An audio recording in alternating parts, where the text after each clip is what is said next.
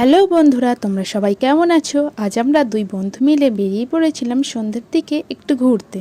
শুধু ঘুরলে কি পেট ভরে? তাই দুই বন্ধু মিলে চলে গিয়েছিলাম একটি রেস্টুরেন্টে। গিয়েই সেখানে দুই বন্ধু মিলে বসে পড়লাম। তারপর ওয়েট করছিলাম কখন ওয়েটার আসবে। ওয়েটার না আসায় দুই বন্ধু মিলে একটু ঢং করে নিচ্ছিলাম।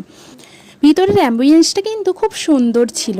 ওইটা না আসায় ভাবলাম দুজনে মিলে মিররের সামনে একটু রিলস বানিয়ে নিই, তাহলে সময়টাও কেটে যাবে।